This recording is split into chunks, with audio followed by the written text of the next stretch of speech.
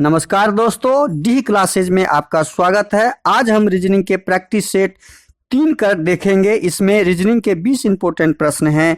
यदि आप SSC, railway या किसी भी स्टेट एग्जाम की तैयारी कर रहे हो तो ये प्रैक्टिस सेट आपके लिए काफ़ी इंपॉर्टेंट है, क्योंकि इस प्रैक्टिस सेट में जो प्रश्न दिए गए हैं उसी टाइप के प्रश्न आपके परीक्षा में पूछे जाएंगे।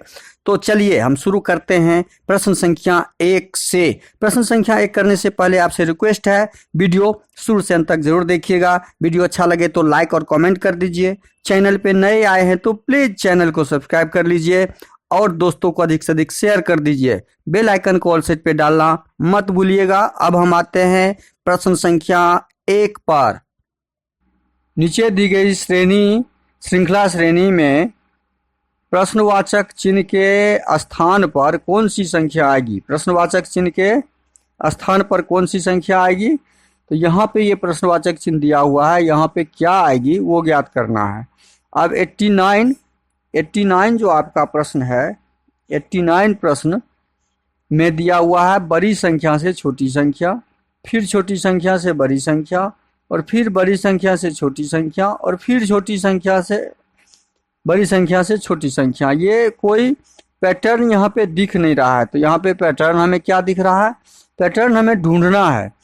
यहाँ पे पैटर्न ढूंढना है कि आखिर इसमें पैटर्न लगा हुआ कौन सा है। तो पैटर्न हम जब ढूंढेंगे तो देखते हैं कि 8 और 9, 89 में 8 और 9 में से यदि 9 घटे 1 कर दें हम, यदि 9 घटे 8 कर दें तो 1, या 8 को 9 से घटा लें, 8 को 9 से घटा लें तो -1, 3 को 4 से घटा लें तो -1। हम पैटर्न ढूंढ लिए। देखिए 6 से 7 घटाए तो -1, 4 से 5 घटाए तो -1, 2 से 3 घटाए तो -1 का पैटर्न हमें यहाँ पे दिख रहा है। तो -1 का जब पैटर्न दिख रहा है तो ऑप्शन में जो -1 वाला पैटर्न होगा वही हमारा आंसर होगा, वही हमारा आंसर होगा। अब 3 से 5 घटाएंगे तो -2, 7 से 9 घटाएंगे तो -2, 1 से 2 घटाएंगे तो -1, 9 से 7 घटाएंगे तो -2। हमें -1 वाला ऑप्शन ढूंढना था जो हमारा ऑप्शन सी में दिया हुआ है। इसका मतलब हमारा प्रश्न का आंसर 12 होगा। अगला प्रश्न है क्वेश्चन नंबर 2। निम्नलिखित श्रृंखला में प्रश्नवाचक चिन्ह के स्थान पर कौन सी संख्या आएगी? प्रश्नवाचक चिन्ह के स्थान पर कौन सी संख्या आएगी? अब देखिए 1 2 3 4, 1 2 3 4 को मतलब 1234 को 484 के बीच संबंध स्थापित करते हुए 1729 का संबंध हमें प्रश्नवाचक चिन्ह पे क्या होगा ज्ञात करना है। कैसे ज्ञात करेंगे? ये बड़ी संख्या है और इस बड़ी संख्या को 484 में कन्वर्ट किया। 4 अंकों की संख्या को 3 अंक में कन्वर्ट किया। तो अब हम इससे इधर की ओर देख लेते हैं। 484 क्या है? ये एक स्क्वायर घन संख्या है या स्क्वायर है, यह एक स्क्वायर है। 22 का जब स्क्वायर हम करते हैं तो 484 प्राप्त होता है। 22 का स्क्वायर करते हैं तो 484 प्राप्त होता है। अब हम क्या करेंगे कि इसको 1234 में रिलेट करेंगे, और 1234 में से जब 2 पार्ट कर देंगे, 12 और 34 में से 12 को घटा लेंगे, 34 में से 12 को जब घटा लेंगे हम तो हमारा क्या आ जाएगा? 34 घटे 12 जब कर लेते हैं तो 22 आ जाता है। यहाँ पे ये 22, यहाँ पर ये 22। अब इसको सही से समझिएगा। यह 22 जो हमारा आया, यही 22 का स्क्वायर हमारा यहाँ पे 484 होता है। तो हमने क्या पाया कि 1700, हम इस पैटर्न के हिसाब से क्या करेंगे? 1729 को 2 भाग कर देंगे, 29 में से 17 घटा लेंगे, बड़ी संख्या में से छोटी संख्या, तो जो संख्या आएगी उसका वर्ग ही हमारा प्रश्नवाचक चिन्ह के स्थान पे आंसर होगा। तो 9 में से 7 गया 2, 2 में से 1 गया 1, अब इसका वर्ग संख्या ही, इसका वर्ग ही ना यहाँ पे है, इसका वर्ग ही ना हमारा यहाँ पे 484 हुआ। 22 का वर्ग ही तो 484 होता है। यही तो हमने पैटर्न ढूंढा उसमें, यही पैटर्न हम यहाँ पे ढूंढ लिए।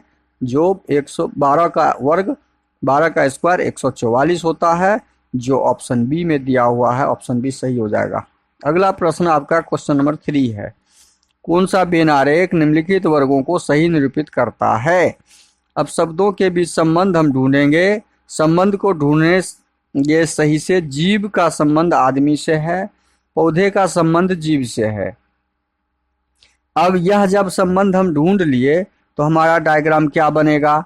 आदमी का डायग्राम बनाएंगे, यह भी एक जीव है।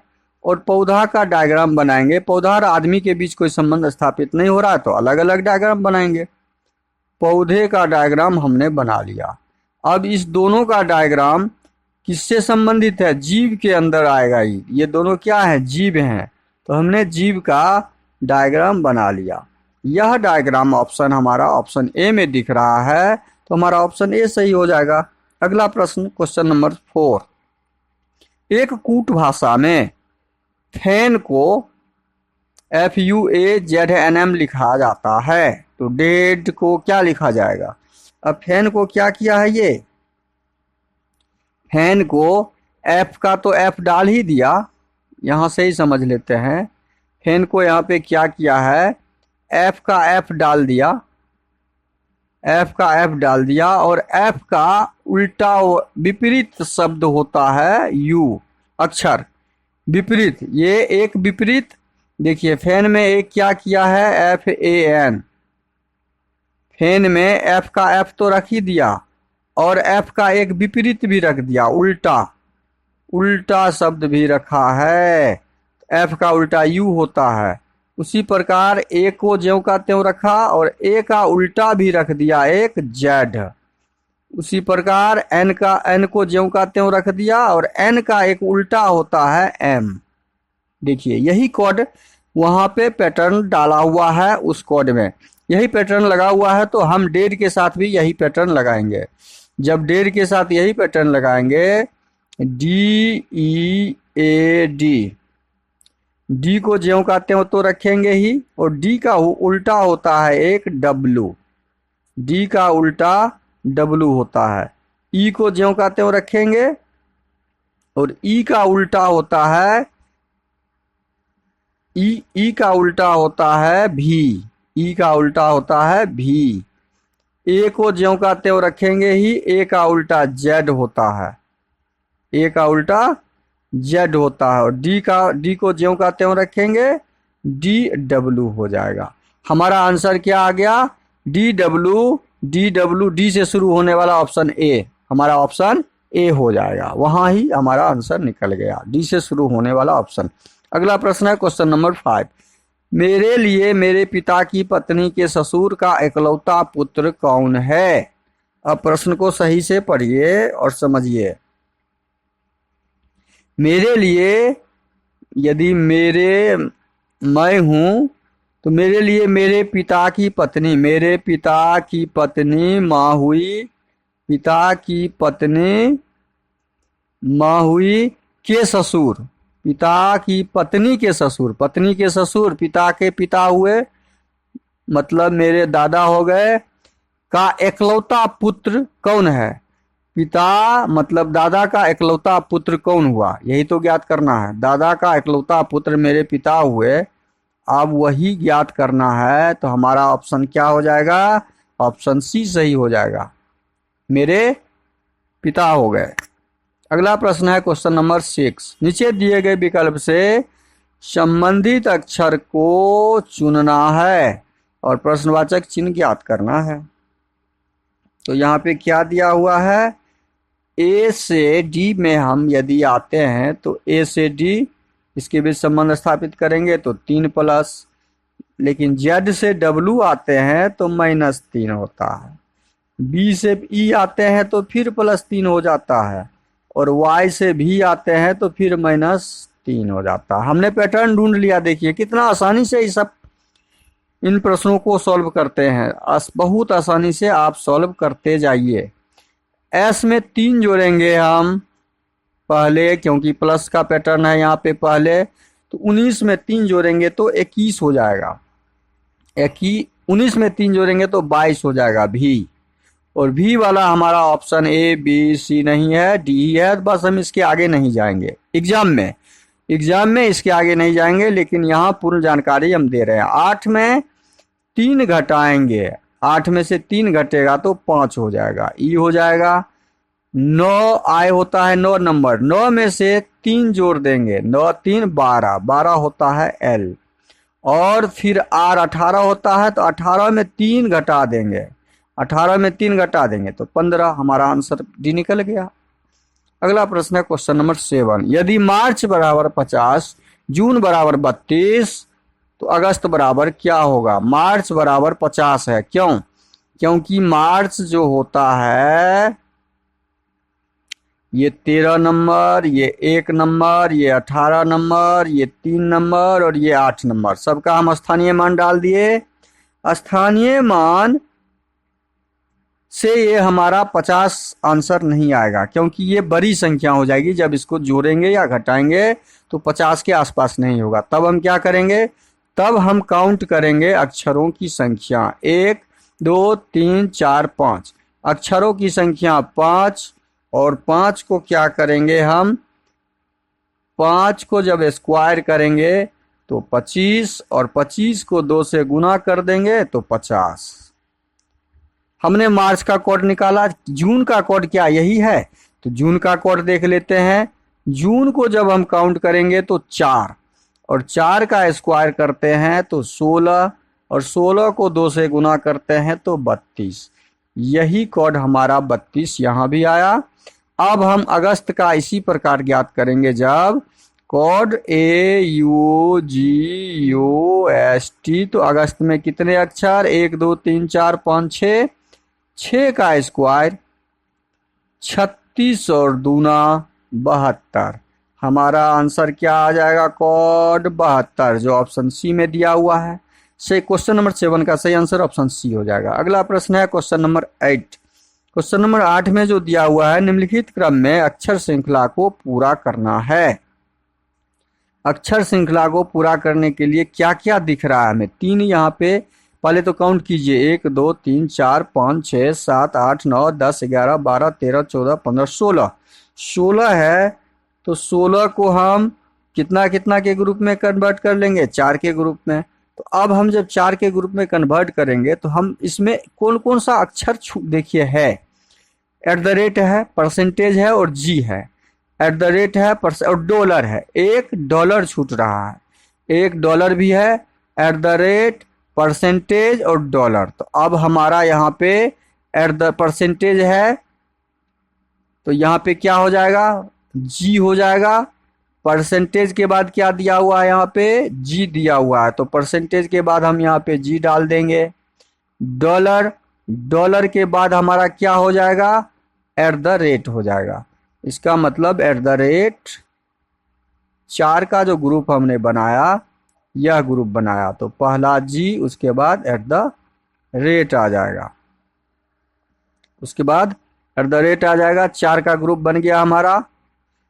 परसेंटेज जी डॉलर, हमने डॉलर डाल दिया। 4 का ग्रुप, परसेंटेज जी डॉलर, 1 2 3, परसेंटेज जी डॉलर @ 4 का ग्रुप बन गया। परसेंटेज जी डॉलर, मतलब डॉलर यहाँ भी, और उसके बाद फिर परसेंटेज, फिर डॉलर, फिर डॉलर। लास्ट में डबल डॉलर यहाँ नहीं है, यहाँ नहीं है, यहाँ नहीं है, यहाँ पर है, तो हमारा डी ऑप्शन क्या हो जाएगा? सही हो जाएगा। अगला प्रश्न है क्वेश्चन नंबर 9। लुप्त संख्या ज्ञात करना है। लुप्त संख्या यहाँ पे प्रश्नवाचक चिन्ह में दिया हुआ है। अब छोटी संख्या से बड़ी संख्या की तरफ हमेशा ध्यान देना है। 3 2 5 1 6, 6 में हम क्या जोड़ेंगे? 6 दूनी 6 में यदि 6 घटाते हैं 0, जोड़ से 14 आ नहीं रहा, तो कौन सा पैटर्न लगाएंगे? पैटर्न बहुत आसान दिख रहा है। 3 का जब ये स्क्वायर कर देंगे, 2 का स्क्वायर कर देंगे, 1 का स्क्वायर, तो 3 3 9, 9 9 4 1 9 4 13 1 14 हमारा जोड़ आ रहा है 14। देखिए कितना आसानी से हमने ज्ञात कर लिया। इसी प्रकार 4 का स्क्वायर कर देंगे, 3 का स्क्वायर कर देंगे, 2 का स्क्वायर कर देंगे और जोड़ देंगे। तो 4 चौके 16, 3 तिये 9, 2 दूनी 4। अब जोड़ते हैं 16 9 25, 4 29 आ गया। बस सेम पैटर्न हम इस वाले संख्या में भी लगाएंगे। 5 का स्क्वायर, 4 का स्क्वायर, 3 का स्क्वायर, 5 का स्क्वायर 25, 4 का स्क्वायर 16, 3 का स्क्वायर 9, 16 9 25, 25 दूनी 50। हमारा आंसर क्या आना चाहिए यहाँ पे 50। प्रश्नवाचक चिन्ह के स्थान पे हमारा आंसर 50 आना चाहिए, यहाँ पे 50 जो ऑप्शन ए में दिया हुआ है इस प्रश्न का सही आंसर। अगला प्रश्न है क्वेश्चन नंबर 10। दिए गए विकल्पों में से उसे चुनिए जो अन्य 3 विकल्पों से भिन्न है।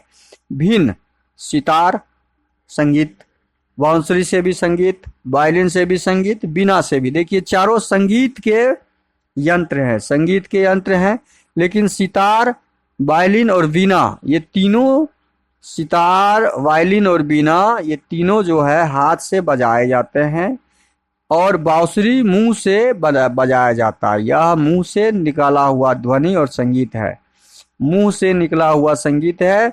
तो इस चारों में ऑप्शन बी हमारा जो है भिन्न है, तो ऑप्शन बी हमारा क्या हो जाएगा सही आंसर हो जाएगा। अगला प्रश्न क्वेश्चन नंबर 11। कितने रैपर पेन नहीं है? पेन नहीं है पहले जो है, देखिए ये वृत्त जो है पेन है, तो पेन नहीं है काट दीजिए। प्रश्न में दिया हुआ है पेन हमें नहीं लेना है, पूरा वृत्त हटा दिए। अब जो भाग बचा उस भाग में देखना है कि कितने रैपर पेन नहीं है। जो बचा रैपर को ज्ञात करना है, तो रैपर हमारा यहाँ पे 6 दिख रहा है और एक रैपर, ये भी रैपर का एरिया है पूरा, ये रैपर का एरिया है और ये 12 दिख रहा है। ये रैपर का एरिया नहीं है, ये हमारा टायर का एरिया है और ये 12 रैपर और टायर दोनों था। चूंकि रैपर हमें पूछा है, टायर छोड़ के नहीं बोला गया है, तो रैपर भी है इसमें, टायर भी है, हम तो ये भी लेंगे। इसका मतलब हुआ 6 जोड़ 12 बराबर 18। 18 रैपर हैं जो हमारे ऑप्शन सी में दिया हुआ है। अगला प्रश्न है क्वेश्चन नंबर 12। दी गई आकृति में त्रिभुज की संख्या बताना है। जब इस तरह की आकृति हो तो आकृति के खंड को हम लिख लेते हैं 5 खंड, इसमें 1 2 3 4 5 खंड, इसमें 1 2 3 4 5 खंड, इसमें 1 2 3 4 5 खंड, इसमें 5 खंडों को जोड़ लेंगे। 5 4 9 3 12 13 14 1 15, ये 15 तो ये भी 15, ये भी 15 तो ये भी 15 और सबको जोड़ने से हमें क्या प्राप्त हो रहा है 15 चौके 60।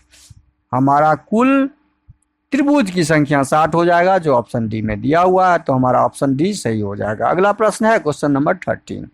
सही दर्पण प्रतिबिंब का चयन करें। अब देखिए सही प्रतिबिंब जब करेंगे तो ए हमारा ऐसे हो जाएगा, यहां से शुरू होगा, एल उल्टा हो जाएगा, ई उल्टा हो जाएगा, ई उल्टा हो जाएगा। अब ये उल्टा वाला कहाँ कहाँ पर है, यहाँ पे आर दे दिया है, ई के बाद ई, यहाँ ई होता तो आर दे दिया, ऑप्शन ए यहाँ ही खत्म हो गया। ऑप्शन बी में भी हमारा ई दिया है, आर दिया है, डी एम, देखिए यहाँ पे एम सीधा कर दिया और यहाँ पे ये एम उल्टा है, हमारा एम यहाँ पे उल्टा होगा, यहाँ पे एम सीधा दे दिया है, तो उल्टा एम वाला मतलब एम जो हमारा होगा ऐसे वाला होगा जो ऑप्शन डी में दिया हुआ है। बी भी नहीं होगा, सी भी नहीं होगा। अगला प्रश्न है क्वेश्चन नंबर 14। निम्नलिखित प्रश्न श्रृंखला में प्रश्नवाचक चिन्ह के स्थान पर कौन सा अक्षर आएगा? यहाँ पे कौन सा आएगा? अब डी 4 नंबर 3 4 3 7, 3 जोड़ने से 7 हो गया। 7 में कितना जोड़ेंगे जो 12 हो जाएगा? 5 जोड़ने से। और 12 में फिर कितना जोड़े? 12 में कितना जोड़ेंगे जो 15, 12 3 15, मतलब 3 + 5 + 3 + 5 का यहाँ पे पैटर्न है। फिर 5, अब अगला क्या हो जाएगा? +3 मतलब 20 3 23, और 23 नंबर पे क्या होता है? डब्लू। डब्लू वाला आंसर हमारा होगा, सी नहीं होगा, ए नहीं होगा, कट कर दिए। अब हमारा सेकेंड क्या आएगा, सेकेंड को देखना है। सेकेंड में आई 9 नंबर, ओ 9 6 15 नंबर, 6 प्लस है यहाँ पे, 15 6 21, यहाँ 6 प्लस है, 21 6 27, 21 6 27, 6 प्लस है, 1 6 7, 6 प्लस है 7 6 13, 13 का मतलब एम, डब्ल्यू एम हमारा ऑप्शन डी में दिख रहा है, तो हमारा ऑप्शन डी सही हो जाएगा। अगला प्रश्न है क्वेश्चन नंबर 15। कथन को पढ़िए, निष्कर्ष निकालते हुए आंसर ढूंढना है। कोई ट्रेन स्टार नहीं है। यह ट्रेन है, कोई भी ट्रेन है जो स्टार नहीं है, यह स्टार है। इस दोनों में कोई भी संबंध नहीं है। कथन के अनुसार हमने डायग्राम बना दिया। कुछ स्टार आदमी है, कुछ स्टार जो है, कुछ स्टार का भाग आदमी है, आदमी में है, कुछ स्टार आदमी है, हमने डाल दिया। अब हमें स्टेट में निष्कर्ष देखना है, कथन के अनुसार सही कौन सा है। कुछ आदमी ट्रेन है, आदमी और ट्रेन में कोई संपर्क ही नहीं है, तो कुछ क्यों ट्रेन होगा, ये संपर्क ही नहीं है, कुछ नहीं, कोई नहीं आदमी, कोई ट्रेन आदमी नहीं है, ना कोई आदमी ट्रेन है, तो हमारा निष्कर्ष एक गलत है। निष्कर्ष 2 देखते हैं। कोई आदमी ट्रेन नहीं है, कोई आदमी ट्रेन नहीं है, ये वास्तव है, सही है, कोई भी आदमी ट्रेन नहीं है। सभी आदमी स्टार हैं, अरे भाई कुछ आदमी ने स्टार में है, ये कुछ से एरिया ना है, सभी आदमी थोड़े हैं यहाँ पर, तो ये स्टेटमेंट, ये निष्कर्ष भी हमारा गलत है। हमारा निष्कर्ष 2 केवल एक अनुसरण करता है, केवल एक अनुसरण करता है, तो हमारा आंसर क्या हो जाएगा, ऑप्शन ए हो जाएगा।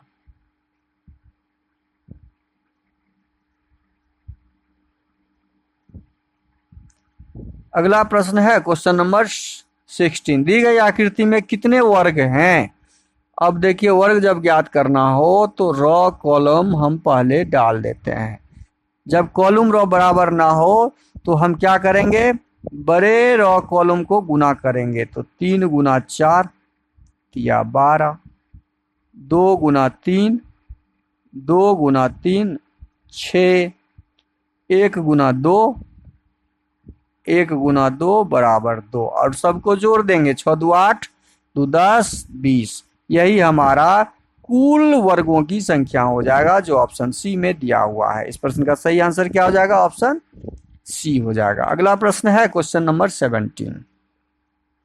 नीचे किसी एक पासे की 3 स्थिति दी गई है, ए के विपरीत या ए के सम्मुख हमें ज्ञात करना है। देखिए, इस तरह के पासे जब भी दिए हुए हो तो ये पासे हमेशा सामान्य पासा होता है। कौन पासा होता है, सामान्य पासा होता है। और सामान्य पासा का ज्ञात करने का आसान तरीका होता है कि कोई 2 पासा में हम कॉमन अक्षर को ढूंढते हैं, पासा 1 और पासा 2, पासा 3 नाम डाल दिए। कोई 2 पासा ले लीजिए, पासा 1 और पासा 2 ही ले लेते हैं। अब इसमें कॉमन ढूंढते हैं, के यहाँ पे कॉमन है, के यहाँ पे कॉमन है, पासा 1 में भी के, पासा 2 में भी के, हमने डाल दिया। अब के घड़ी वाइज चलेंगे, क्लॉक वाइज, तो फर्स्ट पासा में के बाद बी आएगा, के बाद बी आएगा, उसके बाद क्या आएगा, बी के बाद ए आएगा, बी के बाद ए आएगा।